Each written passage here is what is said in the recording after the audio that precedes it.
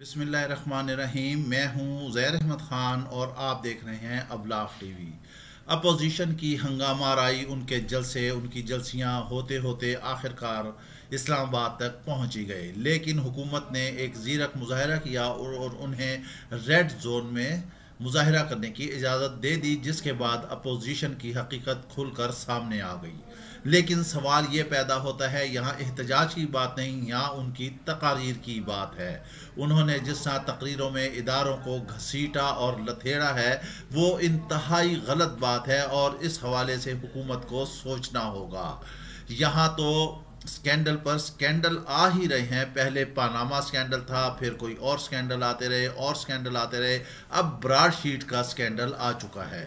गो के ब्रॉडशीट गुज़िश्ता 20 सालों से सियासतदानों के मुख्तलिफ असासों के हवाले से काम कर रही है, लेकिन वज़ीर आज़म ने कहा है कि अभी तो 10 सालों का जवाब देना है। हम वज़ीर आज़म से ये कहते हैं कि 10 सालों का आप क्यों हिसाब लेते हैं, आप सबका हिसाब लें। क्या आपकी हुकूमत में कोई करप्ट नहीं है? क्या वहाँ सब दूध के धुले हुए हैं? मुमकिन है कि आपने करप्शन ना की हो, लेकिन अपोजिशन के मुताबिक वज़ीर आज़म साहब, आपने भी मदर ऑफ NRO लिया है। ये अपोजिशन का इल्ज़ाम है, क्योंकि आपने भी उन पर इल्ज़ाम लगाया कि मशरिक़ वस्ता के 2 ममालिक नून लीग और पीपल्स पार्टी को फंडिंग कर रहे हैं। तो उसके जवाब में अपोजिशन ने कहा कि आपने भी इसराइल और भारत से फंडिंग ली है। सोने पर सुहागा ये है कि मरियम नवाज ने तो उन लोगों के नाम भी कौम को बता दिए हैं जिन्होंने आपको पैसे दिए हैं। अब ये वक्त है सोचने का, ये वक्त है कुछ करने का, ये वक्त है कुछ साबित करने का।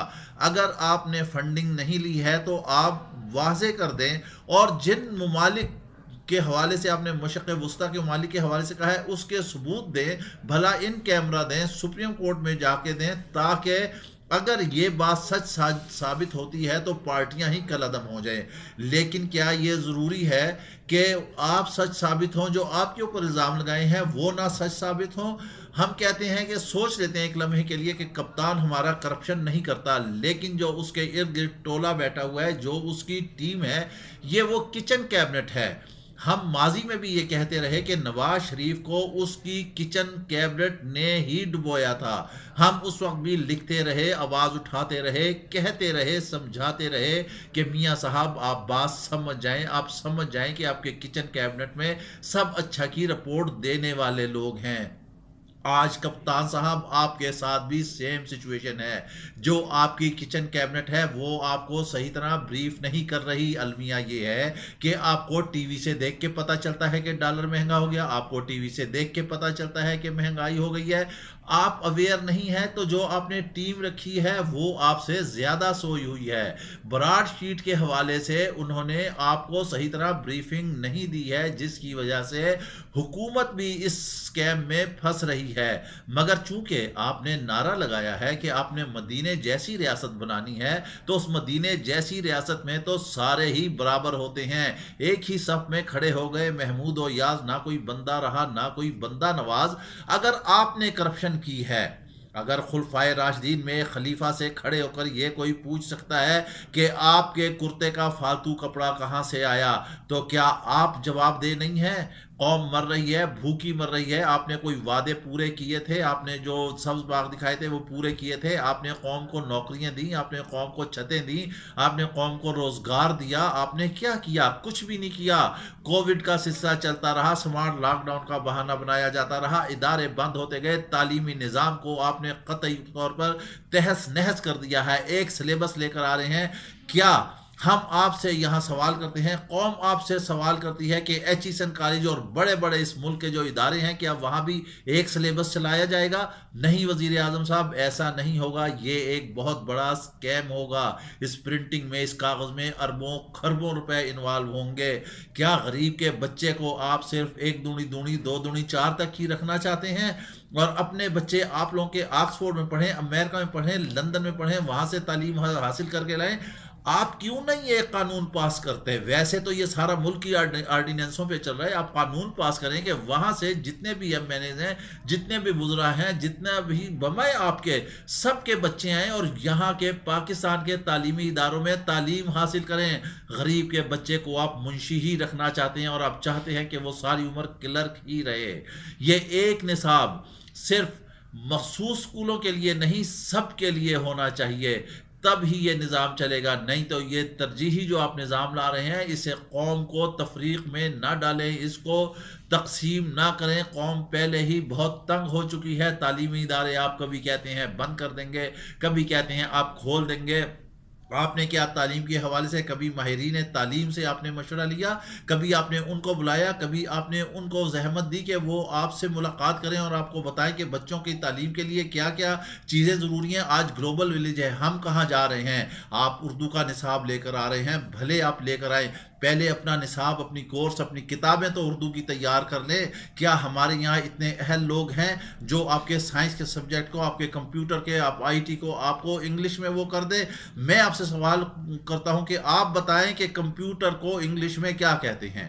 آپ بتائیں ٹی وی کو انگلش میں کیا کہتے ہیں؟ تو اس کا جواب کچھ بھی نہیں ہے۔ آپ اس سے مفر حاصل نہیں کر سکتے کہ آپ یہاں سے بھاگ جائیں اور قوم کو سارا اس نظام میں لا کے ڈبو دیں۔ یہ تجربہ پہلے بھی کیا جا چکا ہے، ضیاء الحق کا دور کو یاد کریں، وہاں سے اسٹڈی کریں، تھوڑی سی تاریخ پہ نظر ڈالیں، تو بھی ناکام ہوا، اور اس کے بعد پھر وہی ہوا کہ اتنے خرچے ہوئے، اخراجات ہوا، نظام تباہ ہوا اور سارا کچھ ہوا۔ ہم بات کر رہے تھے اپوزیشن کی اور سیاست کی۔ آج وزیر اعظم صاحب جو کچھ بھی ہے، جو خرابی ہو رہی ہے، اس کی ذمہ دار آپ ہیں، آپ کی حکومت ہے، آپ کے مشیران کرام ہیں جو روزانہ شام کو ٹی وی پر بیٹھ کر بے سروپا باتیں کرتے ہیں، نہ جس کی کوئی لاجک ہوتی ہے، نہ سر پیر ہوتا ہے، نہ ہی کوئی منطق ہوتی ہے، بلکہ آپ لوگ اپوزیشن کو مزید اور کشن دیتے ہیں اور موقع دیتے ہیں اور جواز دیتے ہیں کہ وہ مزید آپ کے اوپر کیچڑ اچھالیں، مزید آپ کے خلاف اور وہ جو ہے ہرزہ سرائی کریں۔